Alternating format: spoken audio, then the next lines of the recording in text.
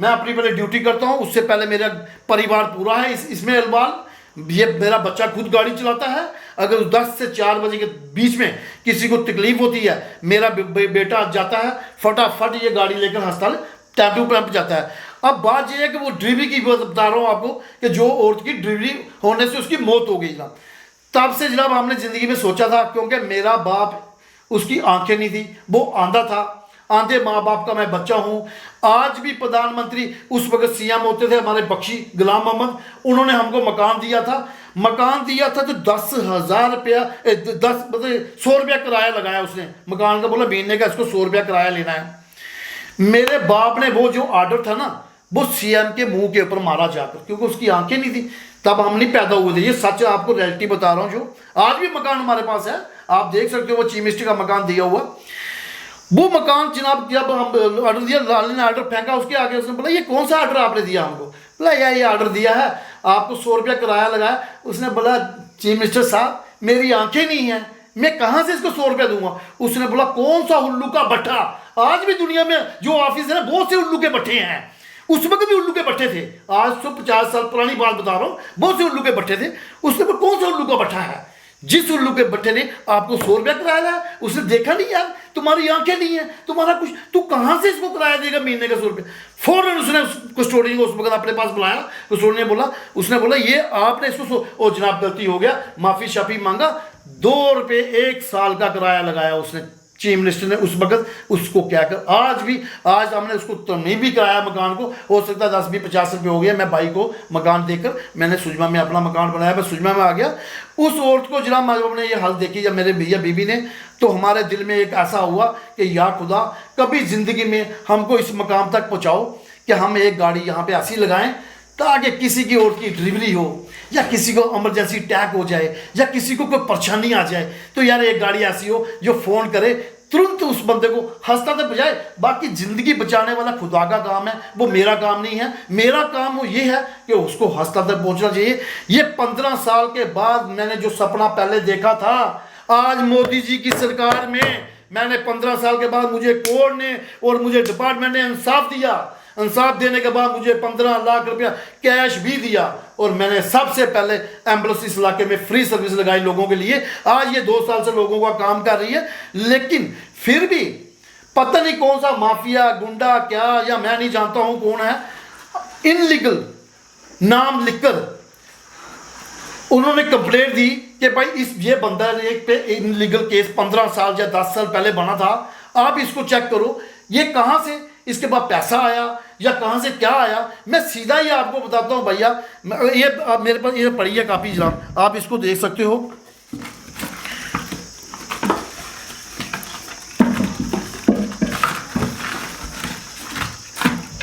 मुझे 15 लाख रुपए मुझे डिपार्टमेंट से मिला, जो मैं इतने साल में सस्पेंड में रहा जनाब, 15 साल वही पैसे से मैंने जनाब गाड़ी लाई, किस्तों पे गाड़ी लाई, ये भी नहीं कि मैंने उनको कैश दिया, बाकी पैसा मैंने स्पेयर रखा पीछे।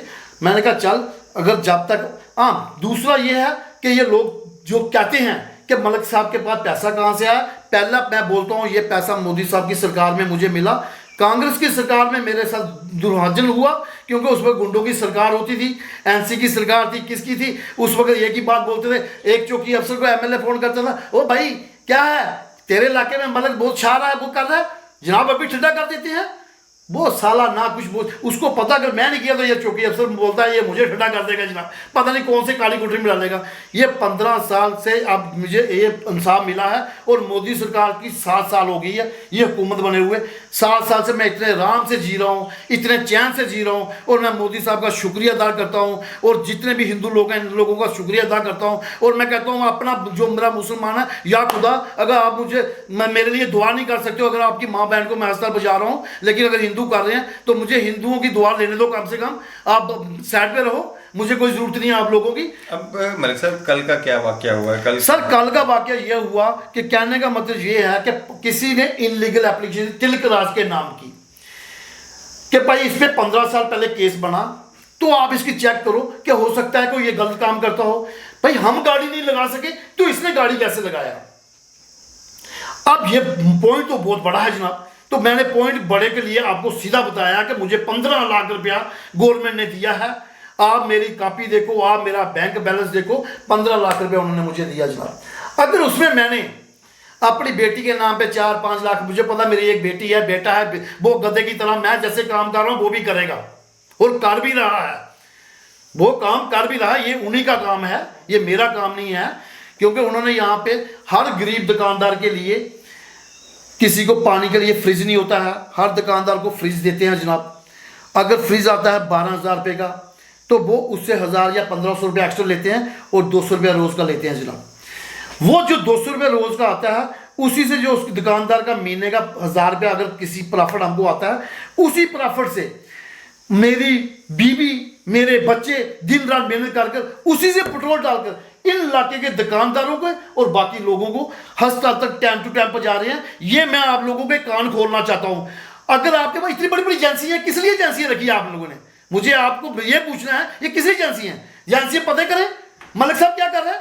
ये सुजमा में रहता है, 1.5 फुट में रहता है, 1,500 कनाल में भी रहता है, 1.5 फुट में रहता है। मलिक साहब अगर कोई क्राइम करता है, अगर जुल्म करता है, उसको फांसी दो, लेकिन उससे पहले जो भी केस मेरे पास इन्होंने बनाए, इनलीगल बनाए, और इनलीगल केसों की मेरे पास पूरी ये फॉर्मेलिटी आपके पड़ी है, और गवर्नमेंट ने मुझे क्लियर करके भेजा, मोदी साहब ने मुझे क्लियर करके भेजा, और मुझे ये ड्यूटी मिली। अब ये किसी मैंने उसको पूछा मुंशी को, मैंने कहा भाई मुंशी जी, गुलाम हसन उसका नाम है, मैं उसका नंबर भी नोट किया है। तो मैंने उसको पूछा भाई ये कौन सी, बोला 2015 में कंप्लेंट है आपके ऊपर। मैंने कहा क्या कंप्लेंट? बोलते यार उस वक्त आप पे कोई इनलीगल केस बन गया था, ये बंदा बोलता है कि इसको आप चेक करो। मैंने कहा आप इस बंदे को मेरे सामने लाओ। मुंशी जी बोलता है ये बंदा फेक है। मैं क्या ये बंदा फेक क्या है? बोलता तू मुझे ये बता तेरे पे केस बना? मैं क्या जनाब बना, इनलीगल केस बना, मेरे को ऑर्डर पड़ा है, मुझे कोर्ट ने बरी किया, मैं अपनी डिपार्टमेंट ड्यूटी कर रहा हूँ, सुबह से लेकर शाम तक ड्यूटी करता हूँ। बोलता आपने एम्बुलेंस क्यों डाली? मैंने कहा एम्बुलेंस क्यों डाली?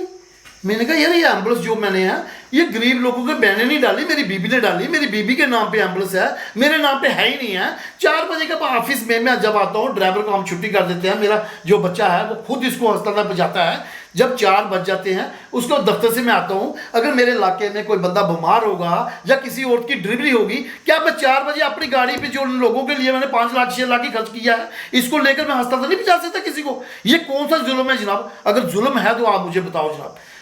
मगर पुलिस डिपार्टमेंट की तरफ से आपको हरासमेंट किया जा रहा है? सिर्फ मुझको हरासमेंट किया गया और उन्होंने रिपोर्ट लिखा।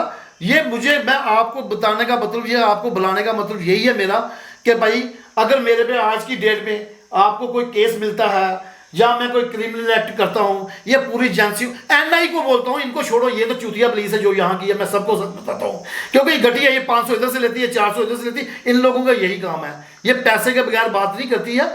आप बड़ी टीम लगाओ, बड़ी एजेंसी लाओ जो अच्छी है, वो देखो कि मलिक साहब सुबह 10 बजे अपने दफ्तर में जाता है या नहीं जाता है। अगर मलिक साहब 10 बजे अपने दफ्तर में जाता है, 5 बजे अपना ड्यूटी काम कर कर अपने घर में वापस आता है, अगर वापस आने के बाद इस इलाके में क्या हिंदू लोग, मुसलमान, सिख, ईसाई, अगर मैं किसी की माँ बहन को अपनी माँ बहन समझता हूँ, तो मैं चाहता हूँ कि मुझे वो बंदे को पता चलना चाहिए ये कौन सा आदमी है जिसको इस चीज़ की तकलीफ आ रही है, जो पुलिस को इलीगल एप्लीकेशन देकर मुझे हरासमेंट करने की कोशिश करता है। और सबसे पुलिस को, ये सारी पुलिस को पता है, ये पिछले दिनों में लॉकडाउन के दौरान जनाब मुझे कभी डीएसपी का फ़ोन आता था, कभी एसएचओ का फ़ोन आता था बठिंडी से, कभी किसी इलाके का फ़ोन आता था, बोलते मलिक साहब, मैंने तो सीधी बात अपने में छोड़ दी क्योंकि कोरोना वायरस था, क्योंकि इन लोगों का भरोसा ही नहीं था। मैंने कहा जब मुझे किसी औरत का डिलीवरी वाले का फ़ोन आता था, मैं एक ही बात बोलता था, आप एसएचओ से बात करो जनाब। वो डिलीवरी वाली औरत जब थाने में जाती थी, जब वो उसकी तकलीफ दिखता था एसएचओ मुझे फ़ोन करता था, मलिक साहब ऐसे ऐसे प्रॉब्लम, वाकई ये औरत है, इसको डिलीवरी होने वाली है।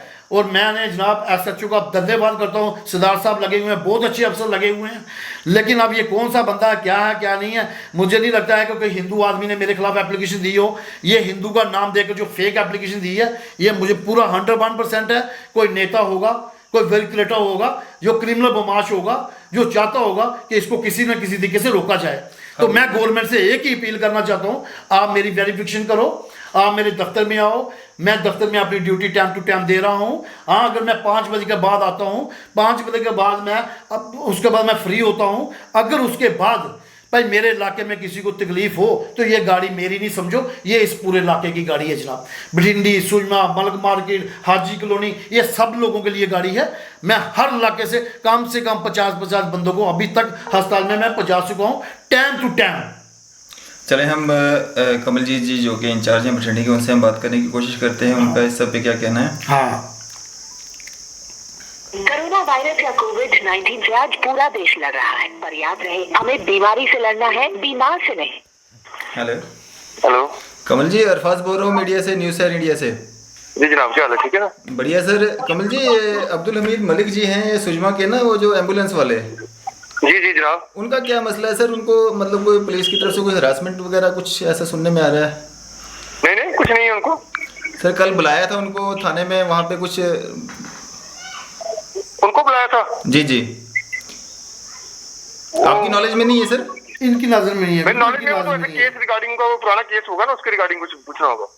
अच्छा, तो वो वो तो डिटेल मांगी होगी ना उनकी रिगार्डिंग। जी जी, वो तो उनका खत्म हो चुका है ना कोर्ट में, उनका तो बस वो ही द्वारा मांगे था ना, जो ऊपर ऑफिस से मांगा था, उनका केस का क्या हुआ वो भी मांगा हुआ। जी जी। वो भेजा था हमने। जी जी, इसलिए बुलाया हुआ था, कंफर्म कर रहा था कि उनका केस वाकई डिस्पोज हुआ नहीं। कमल जी, इसके बाद में और भी इनको कभी आना पड़ेगा थाने, या हो गया वो सारा? नहीं नहीं, वो हो गया है वो। चलें ठीक है। अभी कुछ नहीं है, वो तो हेल्पर है अभी, उनको क्या करना बेचारों को, जी, जी, उनको जी, किस लिए जी। परेशान करना। जी जी, वो चलो तो ठीक। 24 घंटे अवेलेबल रहते हैं हेल्प के लिए। बिल्कुल बिल्कुल बिल्कुल। वो पुरानी हिस्ट्री है, वो बस वो कुछ रिकॉर्ड मांगा होगा ना उनके जी जी रिगार्डिंग। जी। हाँ, तो इसलिए फिर वो मुझसे कंफर्म करा था ना, हम डिटेल भेज देते, बाद में ऊपर नीचे होता है, फिर हमारी चक्कर बन जाता है, जी, इसलिए जी। कंफर्म करने के लिए बुलाया। चलें ठीक है सर कमल जी, ठीक है, थैंक यू। ठीक है जनाब जी। तो मतलब ये पुराने रिकॉर्ड के लिए जो है आपको बुलाया गया था वहाँ पे, उसके बाद भी अगर आपको कोई मतलब हरासमेंट होती है पुलिस की तरफ से, तो अभी इन्होंने तो फिलहाल मना कर दिया है, आपको जाने की ज़रूरत नहीं है। बिल्कुल तो पुराना जो रिकॉर्ड था उसकी वजह से आपको बुलाया थैंक गया यू सर, मैं यही चाहता हूँ। तो चलें, हमारे साथ अब्दुल हमीद मलिक जी हैं, और इन्होंने जो है अभी तक सोशल वर्क जो है अपने काम के साथ साथ में एक सोशल वर्क कर रहे हैं, लोगों की सेवा कर रहे हैं। पिछले 2 साल से इन्होंने एक एम्बुलेंस जो है अपने पैसे से ख़रीद के जो किस्तों पे इन्होंने ली है, उसके द्वारा जो है ये आम जनता की जो हेल्प कर रहे हैं। जितने भी बीमार होते हैं, प्रेग्नेंट लेडीज़ होती हैं, काफ़ी सारे केसेस जो है इनके द्वारा हॉस्पिटलाइज किए गए, और वहाँ पे जो है उनकी डिलीवरी वगैरह जो है यहाँ से काफ़ी क्रिटिकल सिचुएशन में यहाँ से ले गए। और लॉकडाउन के दौरान इनका जो काम था वो काफ़ी सराहनीय था, क्योंकि गाड़ियाँ तो थी नहीं लोगों के पास, तो काफ़ी अच्छा काम कर रहे हैं। तो शुक्रिया हमारे साथ बात करने के लिए। और आपके सामने कमल जी के साथ भी बात हो चुकी है, और उन्होंने भी अपना जो था सामने रख दिया कि आपको दोबारा जो है परेशान नहीं किया जाएगा। शुक्रिया हमारे साथ। सर थैंक यू जनाब, मैं आपका बहुत शुक्रिया करना चाहता हूँ, क्योंकि आज तक मुझे ऐसे ही थाने में बुलाकर ना इन लीगल केस बनाए गए थे। तो मैं चाहता हूँ कि मेरे पे ऐसा नहीं हो, क्योंकि मेरी आप वेरिफिकेशन का अच्छे तरीके से कर सकते हो। केस नहीं बनाएगा आपके ऊपर। आपको अगर कभी कोई प्रॉब्लम आती है आप हमसे संपर्क कर सकते हैं। थैंक यू सर, शुक्रिया।